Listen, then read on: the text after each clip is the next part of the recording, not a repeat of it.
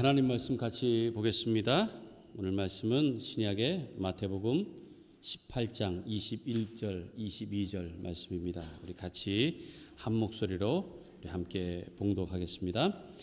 그때에 베드로가 나와 이르되 주여, 형제가 내게 죄를 범하면 몇 번이나 용서하여 주리이까? 7번까지 하오리이까? 예수께서 이르시되 내게 이르노니 7번뿐 아니라 7번을 70번까지라도 할지니라. 아멘. 하나님의 말씀이었습니다. 우리 서로 좀 인사 나누고 말씀 들을까요? 오직 예수, 줄여서 오예. 인사 나누시죠. 오예. 오예. 예. 오직 예수님밖에 없습니다.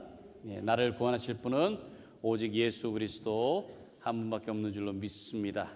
할렐루야. 표합니다. 시작. 나의 영혼아 잠잠히 하나님만 바라라. 무릇 나의 소망이 그로부터 나오는도다. 시편 62편 5절 말씀. 할렐루야. 지난주에 저희가 수양에 가서 MBTI 그걸 했습니다. MBTI 했는데 이제는 여러분들 좀 뭔지 아시겠죠? 이제 처음 해보신 분들도 있고 뭐 이미 알고 계신 분들도 있지만은 어쨌든 우리가 같이 하면서 좀 새로운 것들을 좀 많이 알게 됐습니다. 그랬더니 좀 궁금한 게 좀 있었어요. 예수님은 MBTI가 뭘까? 예수님도 분명히 또 인간적인 그런 성격들을 갖고 계셨으니까. 그런데 그거를 또 다 또 이렇게 연구를 했던 거 있더라고요. 보니까 예수님의 MBTI. 그래서 나름대로 뭐 전문적인 그런 분석들을 쭉. 근데 뭐 예수님을 직접 만난 게 아니니까 성경에 있는 거 갖고 하잖아요. 그래서 성경에 있는 걸 가지고 그 유형별로 이제 필요한 거 쭉 해보는데 뭐냐면 분석 불가. 대부분이 그래요. 그 유형들이 있었잖아요. 쭉 뭐 8가지로 있었지만은 다 하면 이제 16가지가 되죠. 예수님은 어느 한 곳에 치우치는 게 없는 거예요. 이런 것도 있고 성경상을 볼 때. 이런 것도 있고 저런 것도 있고. 그러니까 그래서도 완전하신 분이 아니신가. 우리의 모든 것을 다 갖고 계신다고 해야 되나요? 하여튼 그렇습니다. 예수님의 MBTI는 분석 불가 이렇게 되어 있습니다. 그때 저희가 같이 나눴습니다만은 기본적으로 이제 외향적인 사람이 있고 또 내향적인 사람이 있어요, 그렇죠? 외향성, 내향성 있어요. 근데 이 외향성과 내향성이 이제 서로 이제 좀 다르잖아요. 외향성인 사람은 좀 이렇게 말도 이제 잘하고 굉장히 활동적이에요. 근데 반면에 내향성인 사람은 말도 없고 이렇게 좀 사색적이고 이제 그렇다라고 이제 그렇게 돼 있었죠. 근데 그러다 보니까 외향성인 사람은 말을 한 것 때문에 후회를 해요.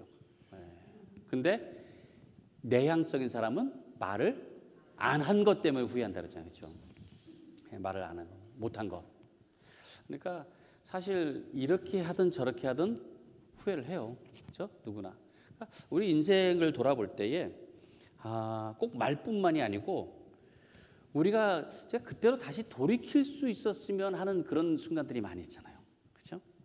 근데 또 생각해 보면은 보세요. 언젠가는 돌이킬 수 있는 시간으로 돌아왔으면 하는 순간이 지금일 수 있다는 거예요, 그렇죠? 그럼 지금을 잘 하면 될 거 아니에요. 지금 이 순간에 나중에 가서 후회하지 않을 일을 하면 되는 거죠, 그렇죠? 그러면 근데 그게 참 쉽지가 않아요. 우리는 다 누구나 지나고 나야 그것을 알게 됩니다. 오늘 용서에 관한 말씀을 하려고 해요. 오늘 예수님처럼이라는 것의 세 번째, 예수님처럼 뭐하라? 용서하라. 예수님처럼 용서하라. 이 용서도 지나고 나면은요, 어떤 경우는 대부분이 그래요. 별것도 아닌 거, 아무것도 아닌 것 때문에 괜히 그걸 용서하지 못해가지고 그런 적이 많다는 거예요. 그러니까 그 당시의 감정 또는 뭐 선입견 또는 뭐 분위기 이런 거에 휩쓸려가지고 용서하지 못하고 나중에 가가지고 후회하는 경우가 있다는 거예요. 나중에 가서. 오늘 이 예수님처럼 용서하라 이 말씀을 우리가 함께 좀 살펴보려고 합니다. 왜냐하면 후회하지 않으려고. 지금 이 순간에 예수님처럼 살면 언젠가는 우리가 후회하지 않게 되지 않겠어요? 오늘 본문에 보면은 베드로가 예수님에게 질문을 해요. 과연 몇 번을 용서해 줘야 하나? 이런 질문입니다. 자, 한번 볼까요? 자, 그때에 베드로가 나와 이르되 주여 형제가 내게 죄를 범하면 몇 번이나 용서하여 주리까? 7번까지 하오리까? 라고 이렇게 묻습니다. 근데 사실 이 질문은요, 표면적으로는 사실 질문할 필요도 없는 극히 상식적인 얘기예요. 상식적인. 왜냐하면은 당시의 유대 문화에서는 용서하는 것에 대해서 정해져 있었어요. 정해져. 누군가 잘못했을 때 그거를 용서하는 것이 딱 정해졌어요. 몇 번이냐? 3번. 딱 3번. 그러니까 랍비들이 가르치면서요, 너희가 3번은 용서하라 그래요. 근데 3번 이상은 절대 용서하지 마. 정해져 있었어요. 그게 정해져 있었던 겁니다. 우리도 그렇잖아요. 우리도 보통 뭐 하면 3-4번 그러잖아요. 3-4번. 누가 뭘 하면은 한 3번까지는 뭘 그게 정해져 있는 건 아니지만 암묵적으로 우리가 그러잖아요. 보통. 예? 근데 유대 문화에서는 그게 정해져 있었습니다. 근데 베드로가 그걸 왜 물었을까요? 왜? 이미 그 가르침을 통해서 3번이라는 것을 다 알고 있어요. 다. 그럼에도 불구하고 예수님에게 이 얘기를 지금 한 겁니다. 그게 왜냐하면은 오늘 이 본문 전에 예수님께서 용서에 대한 그런 얘기들을 하신 거예요. 형제들 잘못한 것들에 대해서. 근데 그 가르침을 듣고 나서 베드로가 나름대로 용서에 대한 걸 생각해 본 겁니다. 내가 배우기로는, 우리가 보통 알기로는 3번인데 내가 적어도 예수님의 제자고 내가 적어도 이 용서에 관해서 이렇게 가르침을 받았으면 나는 그것보다는 좀 더 해야 되지 않겠는가 이거예요. 나는 그게 몇 번이에요? 7번. 여러분은 얼마큼 할 수 있어요 혹시? 여러분 새벽교회 교인인데 얼마큼?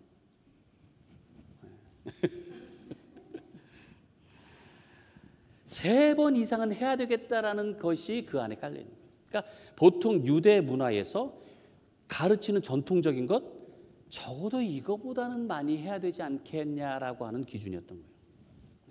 그게 바로 7번이에요. 7번이면 대단한 겁니다. 7번. 여러분도 7번 할 수 있을 것 같아요? 그거 쉽지 않아요. 그러니까 베드로의 입장에서는 저는 적어도 정해져 있는 것보다도 배는 더 할 수 있습니다. 어떤 그런 결단이 들어가 있지만요. 또 한편으로는 나는 뭔가 좀 그렇게 다루고 싶어 하는, 그리고 뭔가 좀 이것이 굉장히 획기적이고 좀 대단하다고 하는, 그거를 뭔가 좀 이렇게 보여주고 싶었던, 강조하고 싶었던 그런 것이 있었던 겁니다.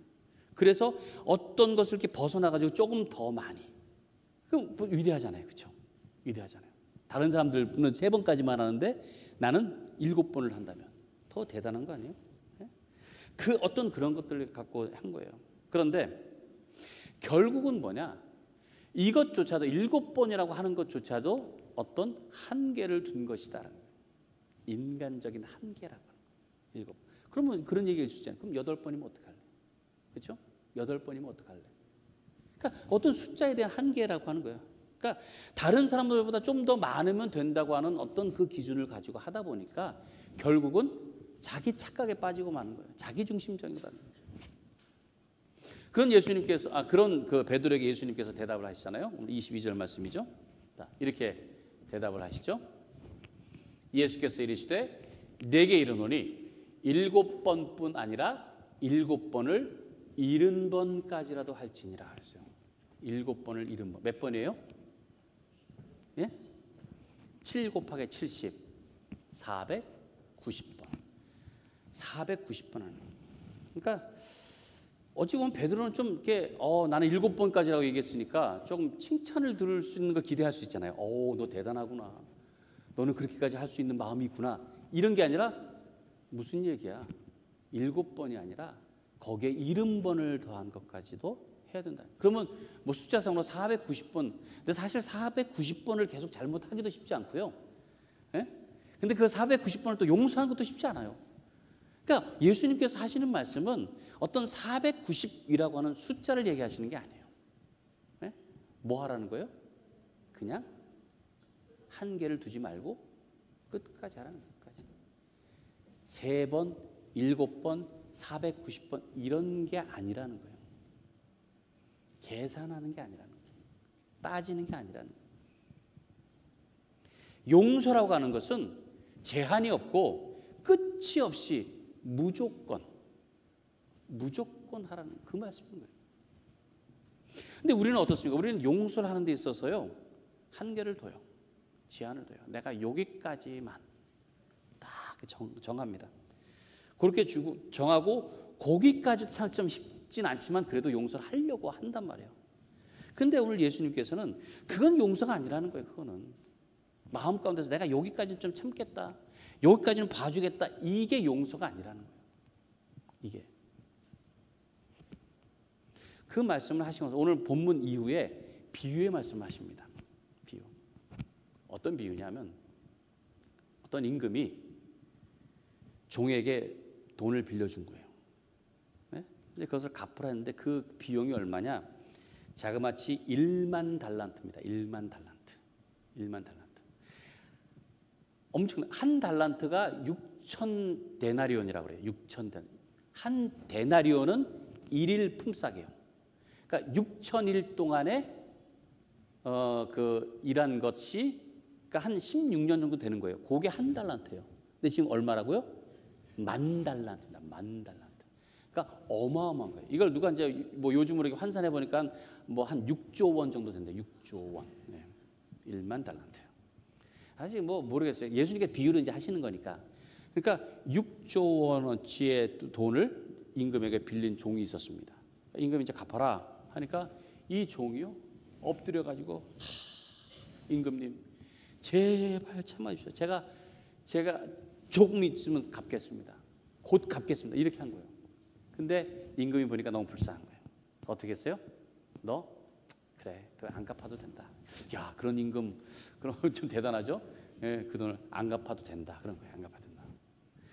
얼마나 기분이 좋았겠어요. 뭐 다시 태어난 기분이겠죠. 6조 원 안 갚아도 된다고. 이 사람이 너무 기분이 좋아가지고 가다가 친구를 만난 거예요. 친구를. 근데 그 친구가 자기한테 빚진 사람이에요. 얼마를 빚졌느냐?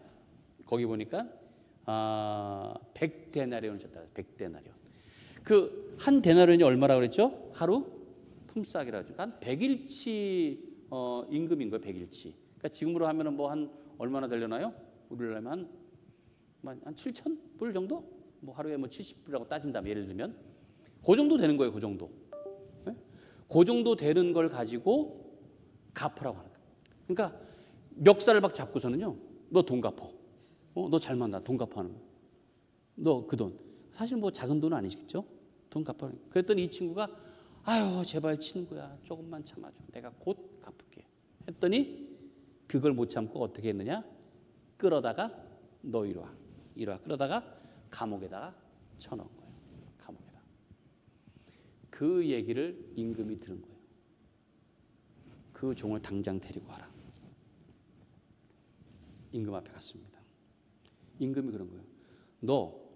내가 너한테 모든 빚을 다 탕감해 주었는데 너는 그 친구에게 그것을 탕감하지 못하고 감옥에 넣어? 너야말로 내 돈 다 갚을 때까지 감옥에 들어가 있어. 그렇게 한 거예요. 예수님이 그 비유를 하신 거예요. 그 비유를. 그러면서 예수님께서 하시는 말씀. 마태복음 18장 35절입니다. 예. 자, 같이 읽습니다. 시작. 너희가 각각 마음으로부터 형제를 용서하지 아니하면 나의 하늘 아버지께서도 너희에게 이와 같이 하시리라. 이게 얼마나 무서운 말씀입니까? 네? 내가 하는 것을 어찌 보면 하나님께서 그대로 갚아주신다. 그대로. 내가 마음에서부터, 겉으로가 아닙니다. 마음에서부터 형제를 용서하지 못하면은 하나님께서 그대로 갚아주신다.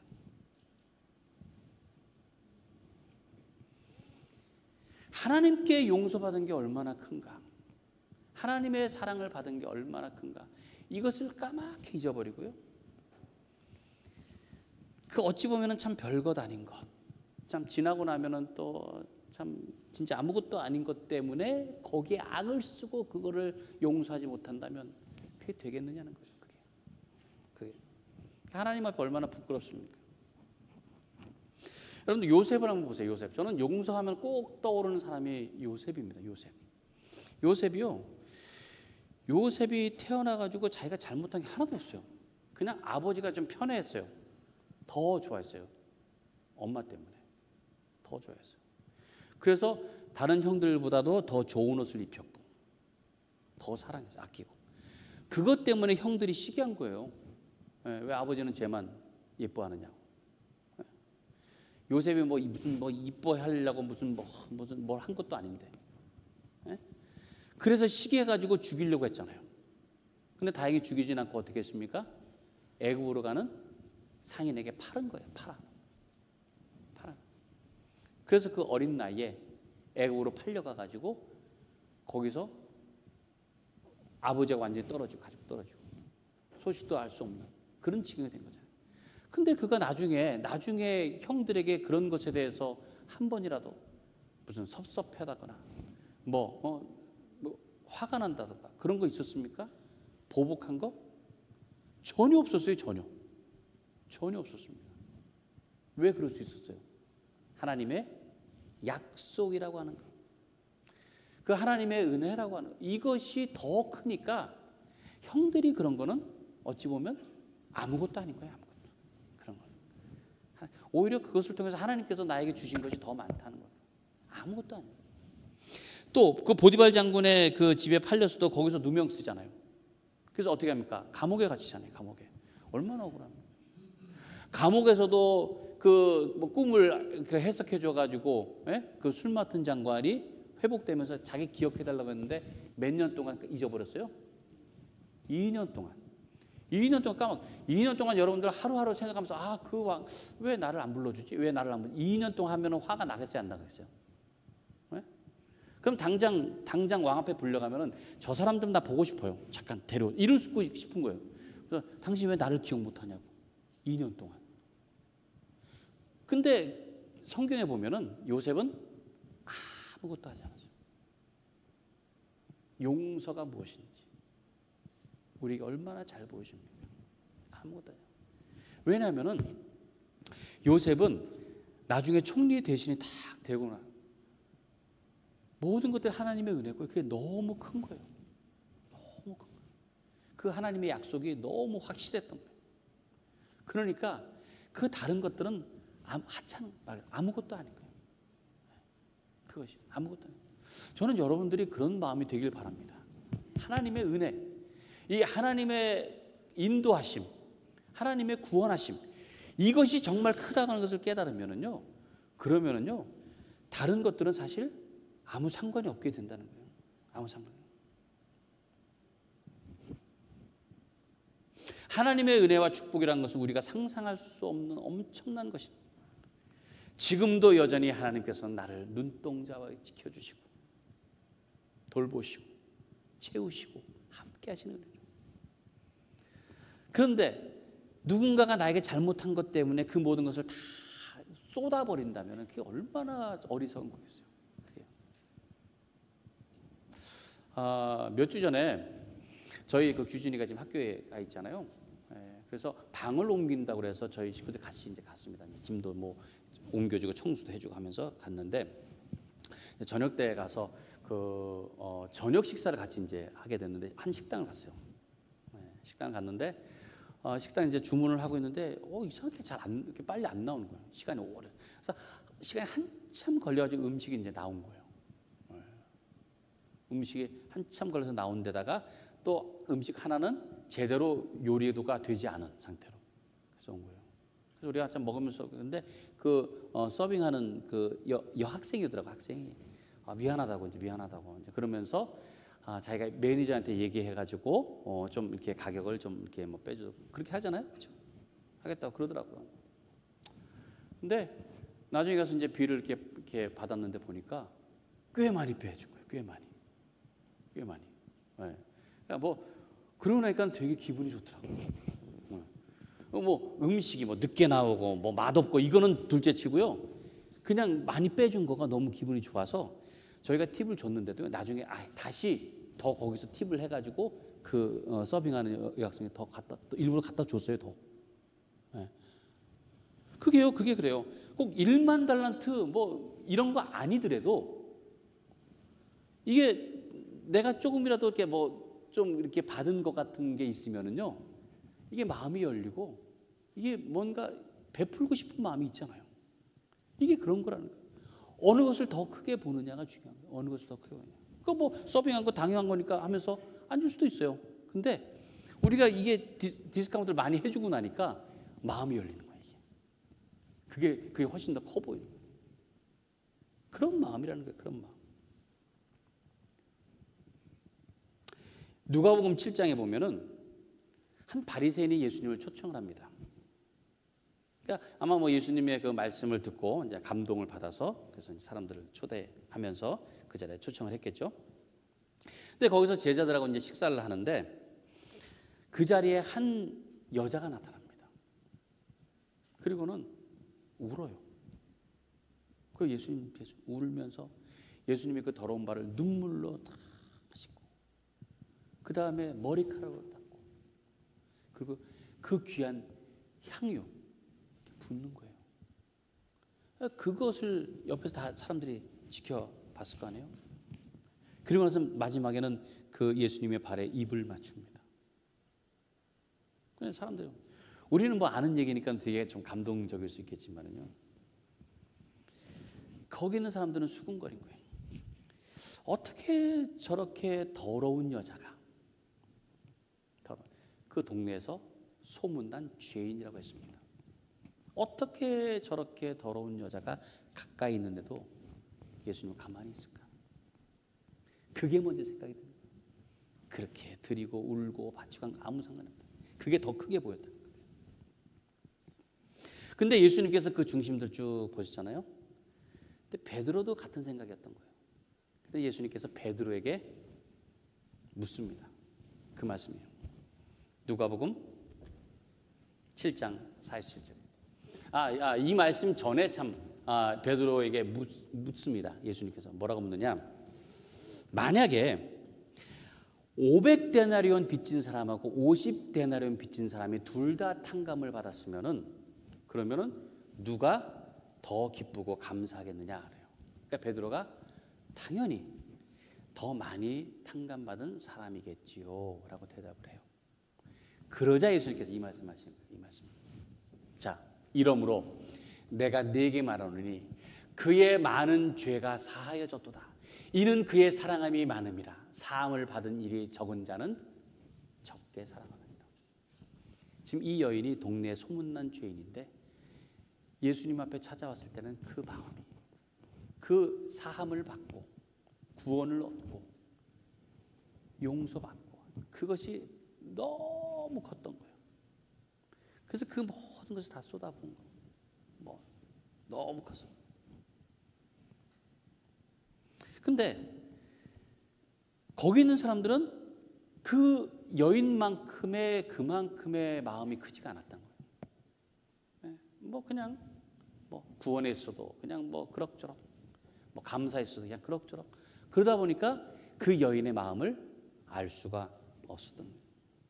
정말 이 여인은 모든 것이 너무 커서 너무 감사해서 아낌없이 다 바친 거잖아요. 다 아낌없이. 근데 바리새인이나 제자들 베드로를 포함해서 다 하나같이 그 사랑에 대해서는 그게 그렇게 크게 생각하지 못했던 거예요. 여러분들은 어떻습니까? 그 자리에 있는 예수님께서 말씀처럼 500데나리온 탕감받은 사람입니까? 아니면 50데나리온 탕감받은 사람입니까? 여러분들은 어때요? 그래도 내가 뭐 그럭저럭 뭐 하나님의 은혜로 잘 살았으니까 뭐 나 교회도 그래도 잘 나오고 뭐 그래도 착하게 살고 뭐 특별한 문제 없고 그렇게 생각하세요? 그런 거면은 50데나리온 정도밖에 안 되는 거예요. 나는 아무것도 할 수 없어. 모든 것이 다 하나님의 은혜였고 하나님께서 주신 것 아니면 나는 아무것도 아니었다는 거예요. 이게 바로 500데나리온, 1만 달란트, 엄청난 큰 것을 깨달은 사람의 모습인 줄로 믿습니다.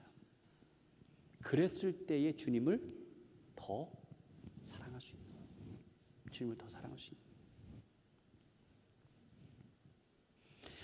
베드로는 어떤 표면적인 것을 봤을지 모르지만 그래서 자기의 어떤 계산을 넣었어요. 계산을 넣고 그래서 3번보다는 그래도 7번 정도 이렇게 생각해서 7번이면 엄청나고 대단한 걸로 생각해서 얘기를 했는지 모릅니다. 근데 예수님께서는 그게 아니라 무엇을 비교해서 무엇을 계산해서 따져서 하는 게 아니라 정말 내 안의 것이 너무 크다면 거저하는 거예요. 거저. 그하고 상관없이 사랑하고 용서하고 거저하는 거예요.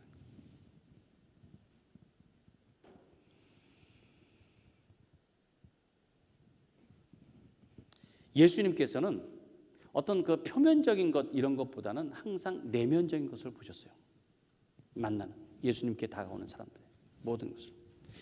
세리 마태 우리가 살펴봤죠. 세리 마태 그랬죠. 또 세리였던 삭개오도 그랬습니다. 간음하다 잡힌 여인, 막달라 마리아, 각종 병든 사람들, 정말 죄인의 그 굴레에서 어쩔 수 없이 있는 사람들, 그 사람들을 대할 때 표면적으로 대하지 않았어요. 내면적으로 그들의 마음이 어떨까, 그들의 상태가 어떨까, 늘 그것을 살펴보시다. 용서라고 하는 것, 이거는 말 그대로 참는 것이고 덮어주는 것이에요. 그리고 입장을 바꿔놓는 거예요. 그리고 다시 들춰내거나 기억하지 않는 것이다. 이게 용서라는 거 우리가 잘 압니다. 머릿속은 잘 알지만 정말 하나님께서 나를 용서하신 것을 내가 마음속에서 깨닫는다면 그게 계산적으로 나오는 게 아니고 그냥 용서할 수 있다. 저는 오늘 제목을요, 저는 앞에 하나 더 붙이려고 그랬어요. 따지지 말고 예수님처럼 용서하라. 따지지 말고, 우리가 용서하는 데 있어도 참 얼마나 많이 따지는지. 따지지 말고 예수님처럼 용서해야 된다는 거예요. 용서해야 된다. 근데 어떤 사람들은 뭐 용서를 내가 해주는데 솔직히 좀 섭섭해 그러잖아요. 되게 그렇죠. 잠깐만, 다음에는 안 그랬으면 좋겠어 막 이러고 그렇죠. 그러니까 용서가 정말 말 그대로 이렇게 등 뒤로 던져버려야 되는데요. 그게 그러질 못한다는 거예요. 우리 마음에. 왜? 따지니까.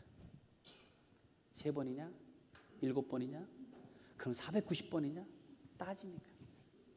그런 거 없이 그냥 내가, 왜? 하나님께서 나를 용서해 준 것만 생각하면은요, 그거 따질 수가 없습니다. 그것만 생각하면 좀 억울한 것도 있고 답답한 것도 있고 속상한 것도 있겠지만 주님의 은혜를 한번 생각해 보라는 거예요. 그 용서를. 그러면은 그런 거 따지지 않는다. 예수님께서 어떻게 하셨어요? 자기를 따른다고 하는 사람들이, 그 사람들이 십자가에 못 박으라고 채찍질하고 손에와 발에 못을 박고 죽이면서 너가 한번 말한 것처럼 너 자신 한번 구원해봐 놀리고. 근데 그런 사람들을 향해서 예수님께서 어떻게 하셨어요? 하나님, 저들이 저들의 하는 것을 알지 못한다고 했어요. 용서해달라고 했어요. 저들의 하는 것을 알지 못한다.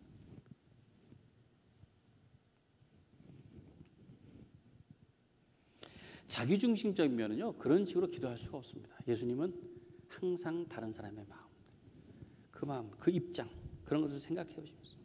그래서 사랑하는 것도 용서하는 것도 어떤 숫자를 가지고 하는 것이 아니고 무한한, 무조건적인 사랑.